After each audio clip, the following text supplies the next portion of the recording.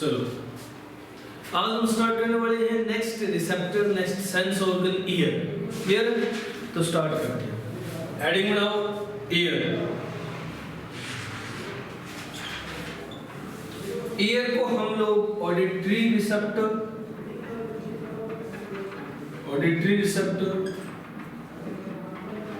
या फिर acoustic receptor या हियरिंग रिसेप्टर के नाम से जानते हैं। Hearing receptor. क्लियर है? साथ ही साथ ये तो इसका एक फंक्शन था जो ये परफॉर्म करता है। इसका सेकंड फंक्शन, इसे स्टेटो रिसेप्टर भी कहते हैं हम लोग। स्टेटो रिसेप्टर। क्लियर है? समझ लो ये दो अलग अलग टर्म्स क्यों दी गई है भाई। हियरिंग और अकोस्टिक और ऑडिटरी तो हम लोग समझते हैं एक ही चीज है, स्टेटो अलग है, तो ऐसा क्यों किया गया है? तो भाई इन सबको कंबाइन करके हम लोग ईयर को स्टेटो अकोस्टिक रिसेप्टर भी बोल सकते हैं। क्लियर है? स्टेटो अकोस्टिक रिसेप्टर। इस टर्म का मीनिंग क्या होता है तो देख लो, स्टेटो टर्म और अकोस्टिक टर्म दो अलग अलग फंक्शन डिफाइन कर रही है। स्टेटो टर्म का मतलब होता है बैलेंसिंग, क्लियर है? और अकोस्टिक का मतलब होता है हियरिंग। तो अपना ईयर जो है वो दो फंक्शन परफॉर्म करता है। एक तो बॉडी की बैलेंसिंग को कंट्रोल करता है, सेकंड हियरिंग सिग्नल्स को रिसीव करने के काम आता है। क्लियर है? तो स्टेटो अकोस्टिक रिसेप्टर है ईयर। इसके बारे में हमें डिस्कस करना है। क्लियर है? इसे हम लोग हियरिंग रिसीव करता है, हियरिंग सिग्नल्स को सेंस करता है, तो हम लोग फोनो रिसेप्टर भी बोल देते हैं। फोनो रिसेप्टर, ये सब इसके नाम हैं। फोनो रिसेप्टर हमारी बॉडी का ऑडिटरी, हियरिंग, अकोस्टिक, फोनो और स्टेटो रिसेप्टर कौन है? ईयर। इतना सा पार्ट और इतने फंक्शन परफॉर्म कर रहा है, समझ रहे हो? दो major function, hearing and stato balancing, दो फंक्शन परफॉर्म कर रहा है, दो मेजर फंक्शंस माने जाते हैं। क्लियर है? समझ रहे हो? ये ईयर है। अगर ईयर की बात की जाए, ईयर की हम लोग स्टडी करें तो उसे क्या कहेंगे? Study of year. Study of year. Year की स्टडी को कहा जाता है ओटोलॉजी। ओटोलॉजी। क्लियर है? Otology is the study of year. Clear? Next अगर हम डिस्कस करना स्टार्ट करें तो भाई ईयर को डिस्कस करने के लिए हम लोग कुछ पार्ट्स में डिफाइन करते हैं, कुछ पार्ट्स में डिफरेंशिएट कर लेते हैं। ठीक है? कितने पार्ट? तो ईयर ऑल ओवर तीन पार्ट में डिफरेंशिएटेड होता है। क्लियर है? तीन पार्ट बनते हैं ईयर के। कौन कौन से? तो देखो, first internal ear. Internal ear. Clear है? सेकंड मिडिल ईयर और थर्ड एक्सटर्नल ईयर। तीन पार्ट है ईयर के अगर हम अंदर से देखें तो। ठीक है? सबसे पहले अंदर की तरफ इंटरनल, फिर मिडिल, फिर एक्सटर्नल। अगर बाहर से देखें तो एक्सटर्नल, मिडिल और इंटरनल, तीन पार्ट है, तीन तरह के स्ट्रक्चर्स है हमारे ईयर में। क्लियर है? तो अब हम स्टार्ट करते हैं। सबसे पहले अगर हम लोग डिस्कस करें तो ज्यादा सुटेबल रहेगा बाहर की तरफ से स्टार्ट करना, तो हम एक्सटर्नल ईयर से स्टार्टिंग करते हैं। क्लियर? हम स्टार्ट करेंगे ईयर का डिस्कशन एक्सटर्नल पार्ट से, एक्सटर्नल ईयर से। तो ये सब कुछ नोट करो और एक्सटर्नल ईयर से स्टार्ट करते हैं। ठीक है? हो गया? चलो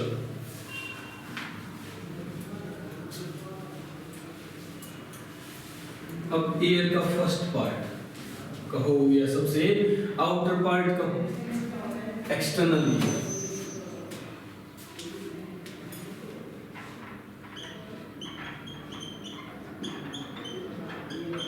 external ear. Clear? External ear में क्या होता है? जहां से हम ईयर की स्टार्टिंग करते हैं पढ़ना, बाहर से अगर देखें तो सबसे पहले हमें यहाँ पार्ट नजर आएगा ear pinna. Ear pinna. Clear? Ear pinna क्या है? ये आउटर स्ट्रक्चर है। क्लियर? ये आउटर स्ट्रक्चर है। अगर हम लोग डायग्राम बनाएं तो देखो, ध्यान देना, यहाँ ईयर पिन्ना क्या है?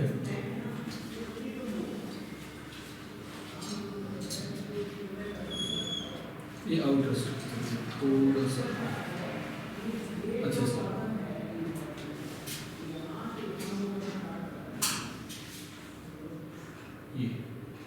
ये ईयर पिन्ना है यार। अगर इसको थोड़ा सा डिटेल में देखें तो ये ऊपर से इस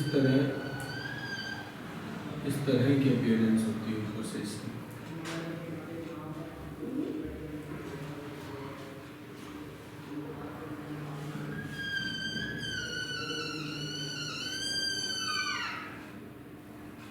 क्लियर? ऐसे हम लोग कहते हैं ये ईयर पिन्ना का हेलिक्स वाला पार्ट है, ये हेलिक्स है। क्लियर? क्योंकि ये इस तरह की अरेंजमेंट है, मतलब तुम लोग ध्यान दोगे तो ये ईयर पिन्ना बाहर से थोड़ा सा अंदर की तरफ मुड़ा हुआ है ऊपर वाले साइड से, ठीक है? क्लियर? और ये जो नीचे वाला पार्ट जहां हम लोग पियर्सिंग करते हैं, छेद करते हैं, समझ रहे हो, इसे बोलते हैं ईयर लोब। ईयर लोब, ये क्लियर? समझ गए? और ये फिर अंदर से इस तरह होता है, यहाँ कई सारे स्ट्रक्चर्स बने होते हैं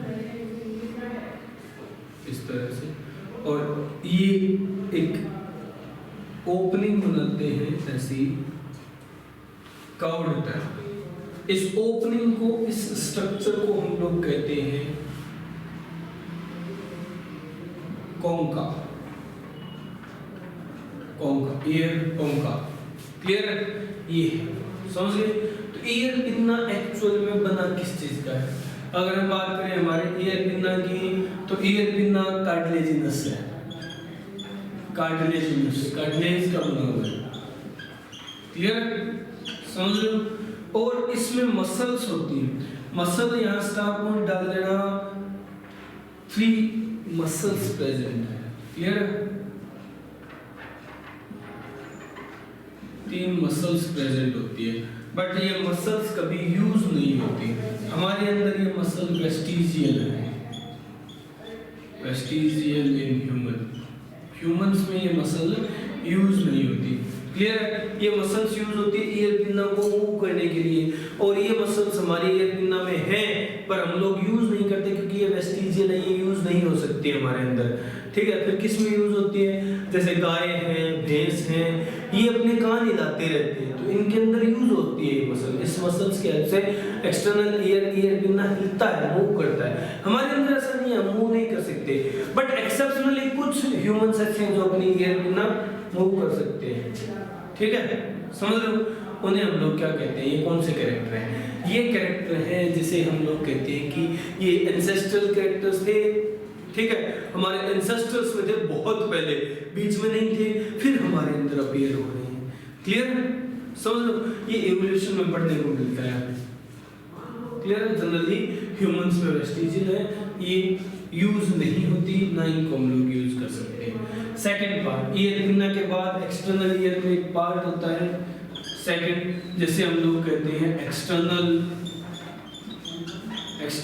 auditory meatus. External auditory meatus. Clear? या फिर इसे कहते हैं ear canal. Clear? External auditory meatus या ईयर कैनल, ये किस तरह से होती है? तो ये यहाँ की थोड़ी सी इस तरह मानो तुम लोग ओब्लिक ओपनिंग है।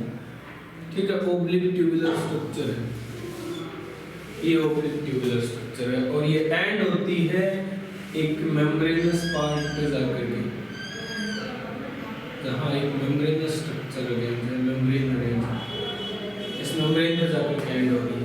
क्लियर?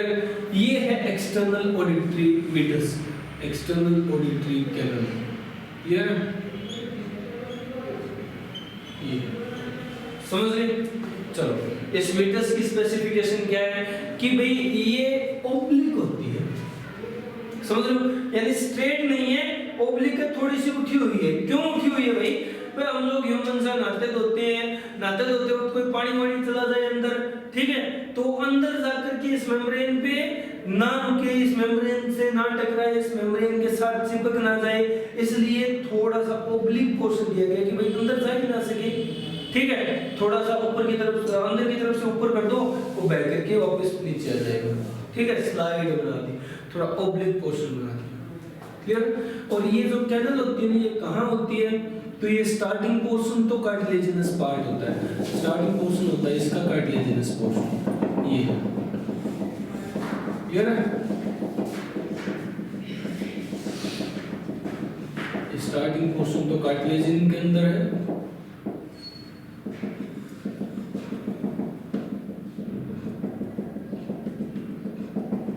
ये कार्टिलेज है।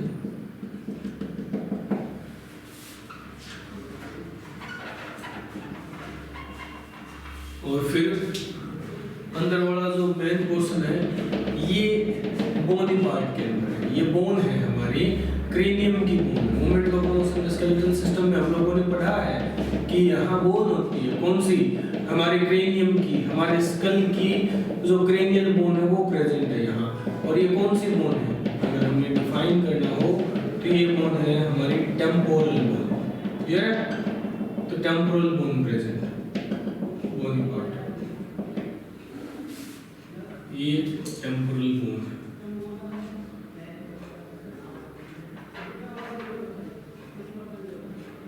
ये टेम्पोरल बोन है। क्लियर? समझिए?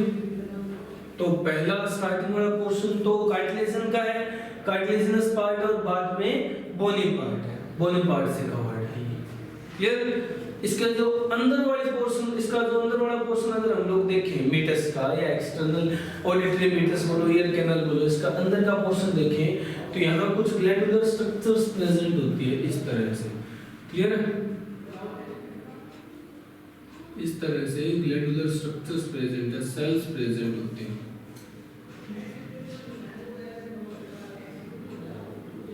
इन सेल्स को हम लोग क्या कहते हैं? तो ये सेल्स हैं जिन्हें कहेंगे सिलुमिनस सेल्स, या फिर सिलुमिनस ग्लैंड बोल दो। क्लियर है? एक ही बात है। ये क्या करते हैं? ये सिक्रीट करते हैं सिलुमिन,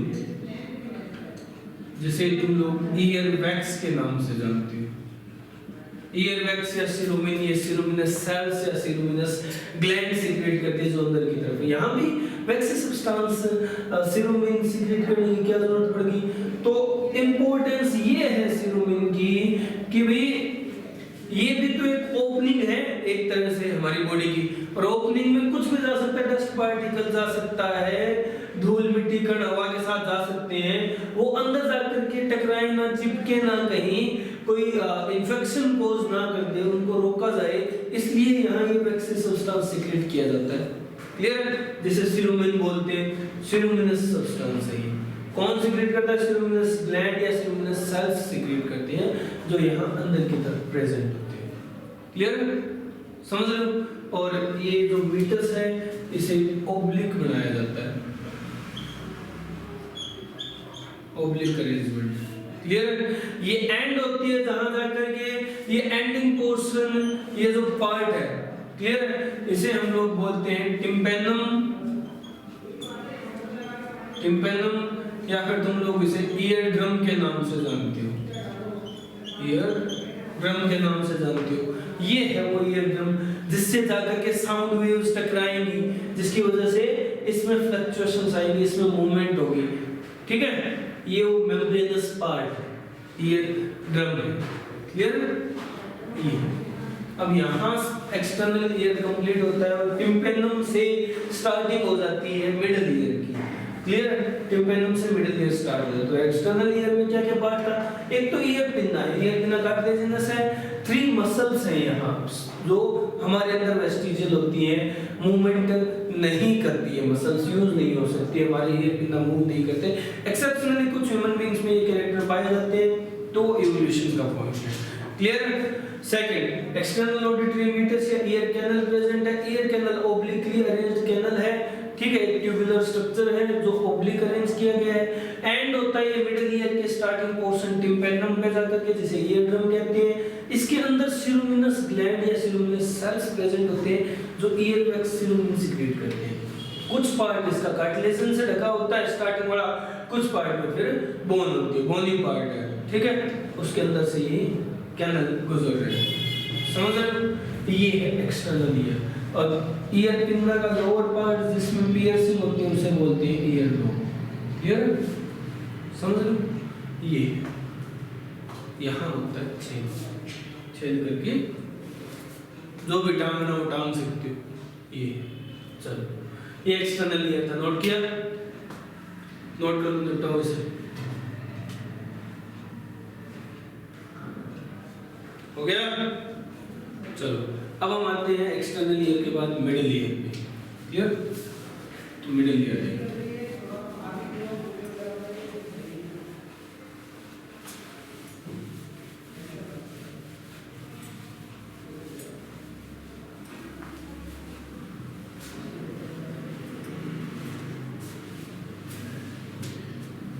पॉइंट बनाओ मिडिल ईयर।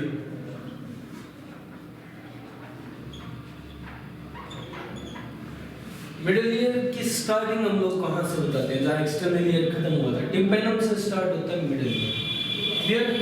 टिम्पैनम से स्टार्ट होता है मिडिल ईयर। तो ये हम लोगों ने इस तरह का टिम्पैनम बनाया था। क्लियर है? ये वो टिम्पैनम बनाया था हम लोगों ने,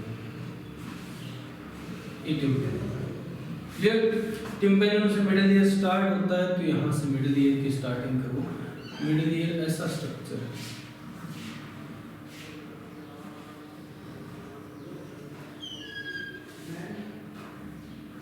मिडिल ईयर ऐसा स्ट्रक्चर है। एक बार और कंप्लीट कर लूं फिर बनाते रहना।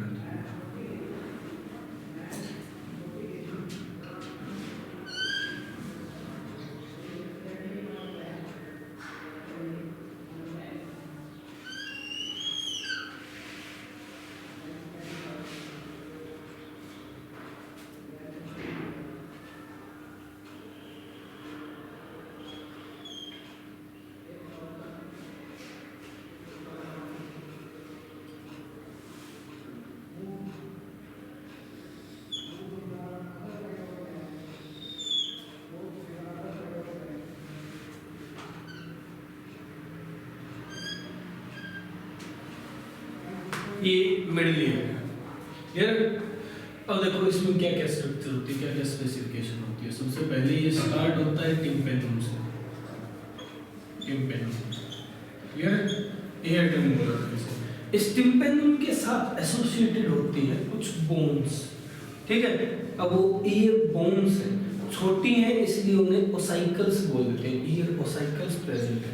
कौन कौन सी है? तो देखो हम लोग यहाँ नोट करते हैं year ossicles. Year ossicles, year ossicles कितनी होती है? तो बाई नंबर ये है 3। क्लियर? समझ रहे हो? टोटल कितनी होगी दोनों ईयर में?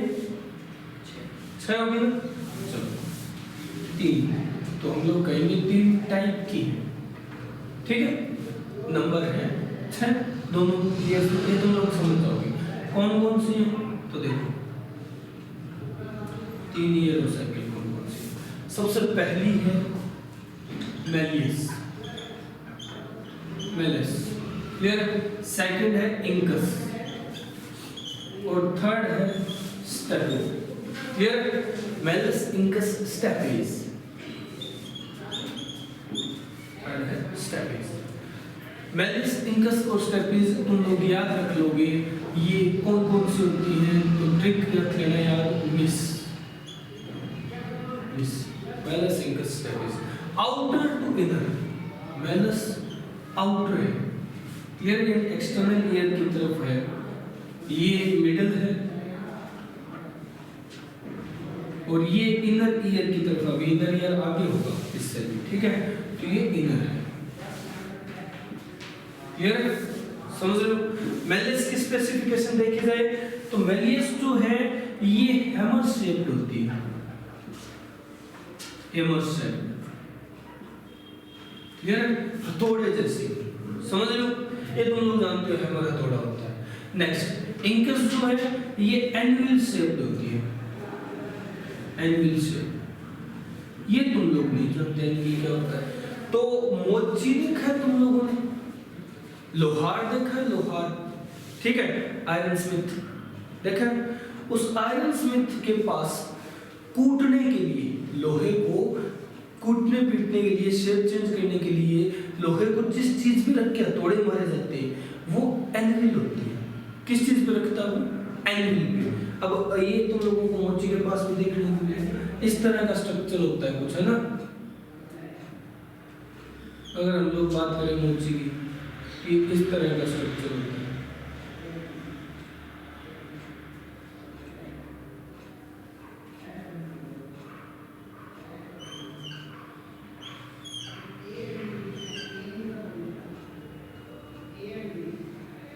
आया पहचान में?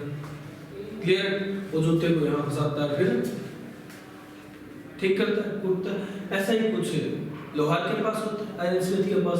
तो ये है एनविल। एनविल शेप होती है इंकस की। क्लियर है? नेक्स्ट स्टेपीज जो है ये होता है स्टीरिप शेप। स्टीरिप शेप। अब स्टीरिप कैसी शेप होती है? तो घोड़ा देखा है, घोड़ा, अबे घोड़ा, हाँ गया घोड़ा, कंफ्यूज नहीं होना।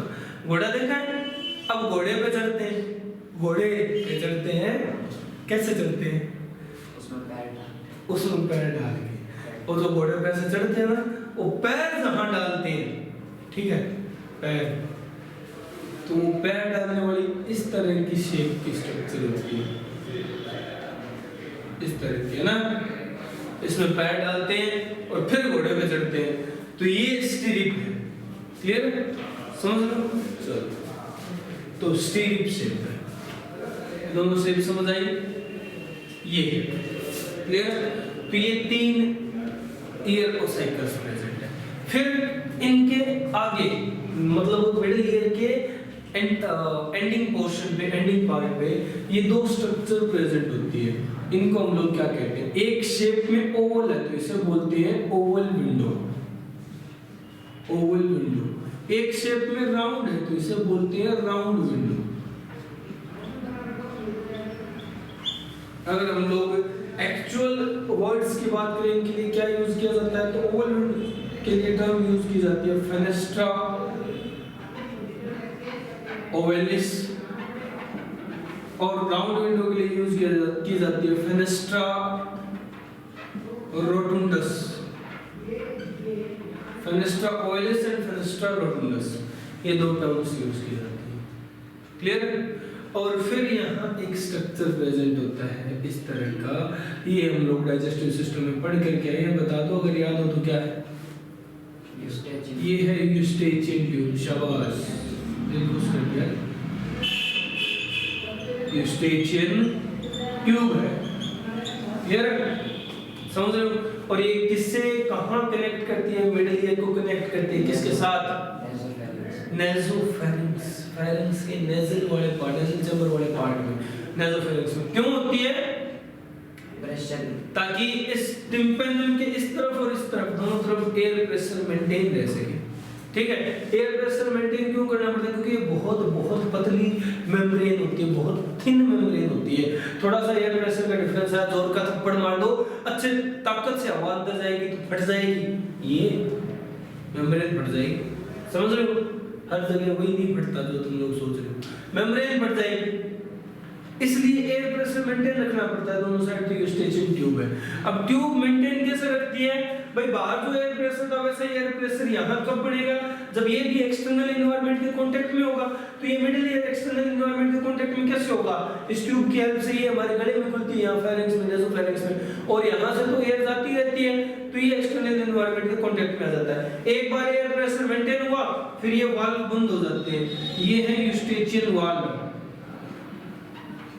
Eustachian valve. क्लियर? ये बंद हो जाते हैं फिर और लॉक कर दिया जाता है इस एयर प्रेशर को। फिर जब चेंज आता है तब हम लोग इसे खोलते हैं। याद होगा तुम्हें कि छोटे बच्चे या फिर जब भी तुम लोग कभी फ्लाइट में चढ़े हो गए, फ्लाइट बोर्ड की है कभी?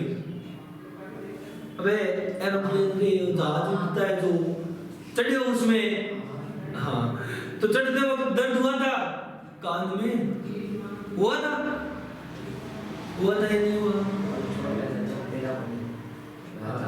छोटे थे तो चढ़ते वक्त कुछ खाने को दिया था तुम्हें? टॉफी वॉफी चॉकलेट वॉकलेट चढ़ते चढ़ते ही दिया था ना? प्लेट व्लेट लेके खड़ी रहती है, दिया था एयर होस्टेस वो खाने के लिए दिया था या कुछ देते हैं? छोटे बच्चों को खाने के लिए जनरली देते हैं। ऐसा क्यों करते हैं भाई? क्या होता है ये, इसमें तो एयर प्रेशर मेंटेन रखने का वॉल्व बंद करके, ठीक है। और हम लोग जब फ्लाइट में चढ़ते हैं तो जब जैसे जैसे हम लोग अपर लेयर में जाते हैं, एरोप्लेन स्ट्रेटोस्फीयर में उड़ते हैं, स्ट्रेटोस्फीयर और नॉर्मल एयर सरफेस का एयर प्रेशर में बहुत डिफरेंस है, ठीक है।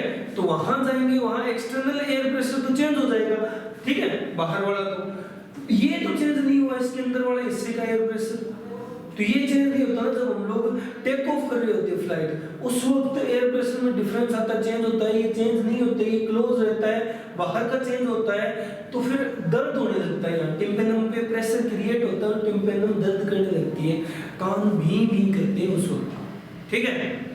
तो जो समझदार बंदे या बड़े हैं वो तो मुंह खोल लेते हैं, ठीक है, समझ लो, ओपन कर लेते हैं, सांस ले लेते हैं, तो उस वक्त उससे ये खुल जाता है। बच्चों में जनरली क्या होता है, बच्चे ऐसा दर्द होता है तो चुपचाप होकर के बैठ जाते हैं, मुंह नहीं खोलते। अब मुंह नहीं खोलते तब तक ये प्रेशर चेंज नहीं हो सकता, क्योंकि तब तक एयर अंदर जाएगी नहीं, इतनी एयर मतलब सफिशिएंट नहीं होगी कि वाल्व खुल जाए और एयर प्रेशर चेंज हो जाए। तो उनको जनरली एयर होस्टेस खाने के लिए देती है टॉफी वॉफी, ताकि वो चबाते रहे ना, स्वेलोइंग के टाइम ये वाल्व खुलता है, ठीक है। स्वेलोइंग के टाइम ये वाल्व खुलता है, जब हम लोग खा रहे होते हैं, निकल रहे होते हैं, ये वाल्व खुलता है और एयर प्रेशर मेंटेन हो जाता है, तो उनके कान में दर्द नहीं होता। समझ रहे हो? ये है, ये कहानी थी सारी इस चीज की। चलो अब हम लोग 3 ईयर ओसाइकल्स बनाते हैं। ओसाइकल्स यहाँ मिडिल ईयर में प्रेजेंट है। सबसे पहला, सबसे आउटर मेलिस कहाँ अरेंज है, किसके साथ? टिम्पेनम के साथ। किस तरह से भाई? इसकी शेप होती है थोड़े जैसी रही है,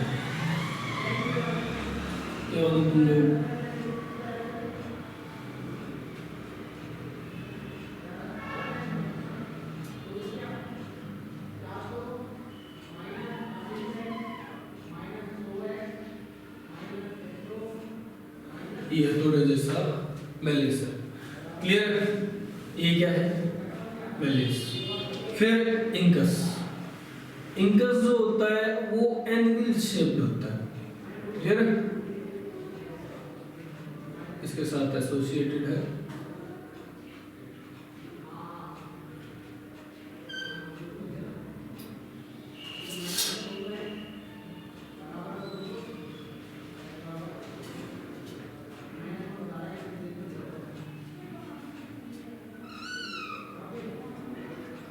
ये तुम लोग मानो इंकस है।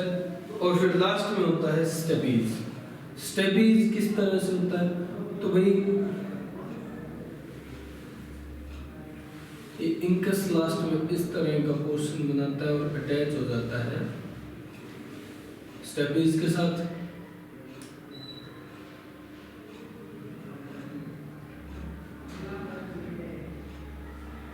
स्टेपीज इस तरह फिर ओवल विंडो से जुड़ा हुआ है, ये स्टेपीज, क्लियर? तो मेलिस, इंकस और स्टेपीज इस तरह से अरेंज होती हैं तीनों, समझ रहे हो? ये है मेलिस, इंकस और स्टेपीज, ये तीनों arrange.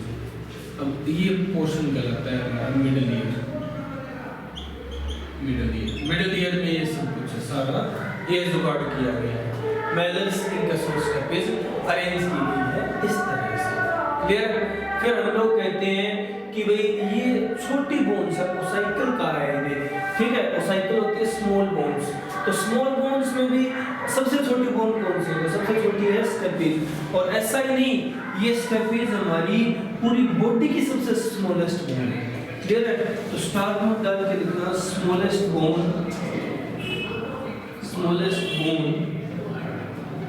Of our body, stapes, clear? हमारी बॉडी की सबसे छोटी बोन है। और ये स्टेपीज और इंकस ये दोनों ही कुछ मसल्स की हेल्प से मिडिल ईयर की वॉल से जुड़े हुए होते हैं, ठीक है, कुछ मसल्स की हेल्प से मिडिल ईयर की वॉल से जुड़े हुए होते हैं, ये मसल्स हैं जिनकी हेल्प से ये जुड़े हुए हैं, ठीक है, इंकस भी जुड़ा होता है और स्टेपीज भी जुड़े होते हैं, पर इन मसल्स को हम लोग स्टेपीज के बेस पे ही नाम देते हैं, इन्हें बोलते हैं स्टेपिडियल मसल्स, स्टेपिडियल मसल्स, क्लियर, ये स्टेपिडियल मसल्स है। स्टेपिडियल मसल्स को जनरली स्मॉलेस्ट मसल माना जाता है, क्या कहते हैं हम लोग, smallest muscle of the body, smallest muscles of body, क्योंकि सबसे छोटी बोन से अटैच है तो सबसे छोटी मसल से ही होगी, क्लियर है, स्टेपिडियल मसल सबसे छोटी मसल होती है हमारी, समझ रहे हो, क्लियर है। अब ये लिखिए लो, ये पॉइंट छोड़ो, क्यों यूस्टेशियन ट्यूब क्यों दी गई है, to maintain air pressure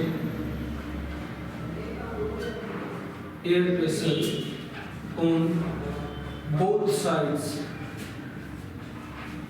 of tympanum के दोनों तरफ एयर प्रेशर मेंटेन करेगी, दोनों तरफ कैसे करेगी, बाहर का तो मेंटेन रहेगा, अंदर का ये मेंटेन कर देगी, ठीक है, क्लियर है, ये समझ। तो यूस्टेशियन वाल्व जो है हम लोगों ने लिखा, ये इसमें भी पॉइंट लिख लो, ये कब खुलता है, तो ओपन्स ड्यूरिंग swallowing,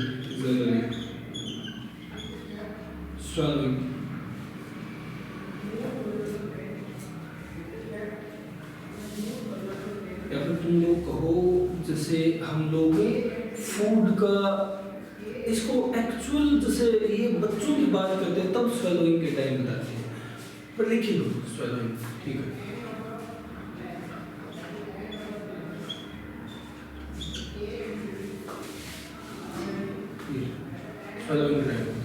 चलो ये यूस्टेशियन ट्यूब है, मिडिल ईयर, क्लियर है, ये मिडिल ईयर कंप्लीट होता है, नोट करो, और इससे आगे का जो पार्ट है जैसे इनर ईयर है, ठीक है, और हमारा ऑकेस्टिक और स्टेटस ऑफ फंक्शन है, ये हम लोग नेक्स्ट लेक्चर में डिस्कस करेंगे, क्लियर है, ये नोट करो।